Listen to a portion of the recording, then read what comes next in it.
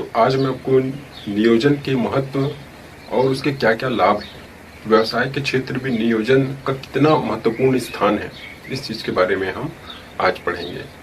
कल मैंने बताया था नियोजन का क्या अर्थ है, तो जिन्होंने वो वीडियो नहीं देखा है वो आप ऊपर उसका अध्ययन कर सकते हैं। तो नियोजन जो है सभी क्षेत्रों में आवश्यक है ना। तो इसके अंतर्गत सबसे पहले जो पॉइंट आता है प्रबंधकीय कार्यों का आधार। तो नियोजन जो है प्रबंधकीय कार्यों का आधार है, क्योंकि प्रबंध के क्षेत्र में अनेक कार्य किए जाते हैं।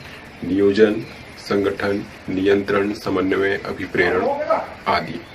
तो इन सभी कार्यों का संचालन कैसे होगा? जब तक हम कोई योजना तैयार नहीं कर पाते, जब तक हम कोई प्लानिंग नहीं बनाएंगे, तो इन सभी कार्यों का संचालन नहीं हो पाएगा। इसलिए यह बहुत ही आवश्यक है। दूसरा जो पॉइंट आता है भावी अनिश्चितता को दूर करने के लिए।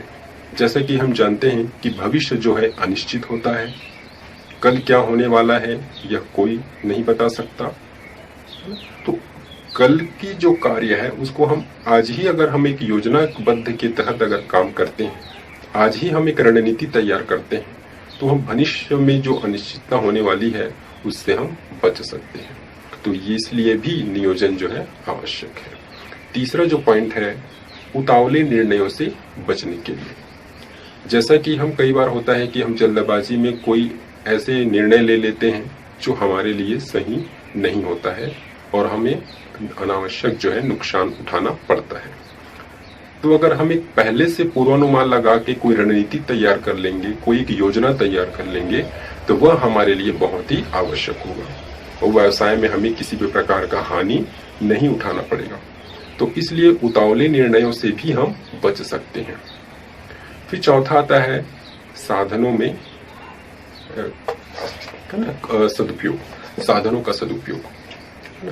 तो जैसे हम किसी भी उपक्रम संस्था के पास अनेकों साधन उपलब्ध हैं, इन साधनों का सही सदुपयोग कैसे किया जाए, जिससे हमारा लक्ष्य और जो उद्देश्य है उसको कैसे प्राप्त कर सकते हैं।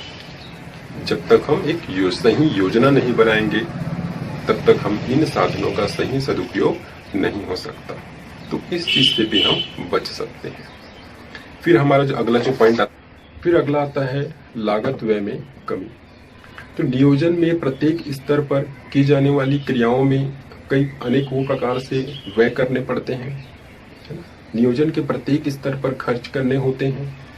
तो अगर हम एक रणनीति के तहत काम करेंगे, एक योजना बना लेंगे, तो हमें इन सभी जो अनावश्यक जो लागतें हैं उनको हम कम कर सकते हैं। तो लागत व्यय में कमी, ठीक है। फिर आता है शैक्षणिक संस्था के लिए महत्व।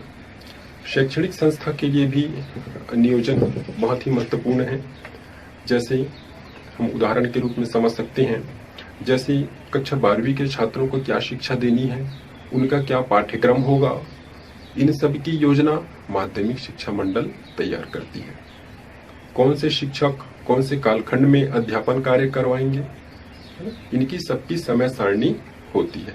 तो ये सभी कार्य जो है एक योजना के बद्ध के तहत ही काम होता है।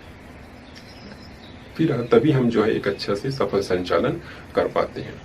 तो ठीक उसी प्रकार किसी भी व्यवसाय को चलाने के लिए, एक व्यवसाय को सफल संचालित करने के लिए भी नियोजन आवश्यक है, क्योंकि आज के प्रतिस्पर्धात्मक युग में और प्रगतिशील युग में कोई भी व्यवसाय, उपक्रम या संस्था हो बिना नियोजन के सफल नहीं हो सकता है।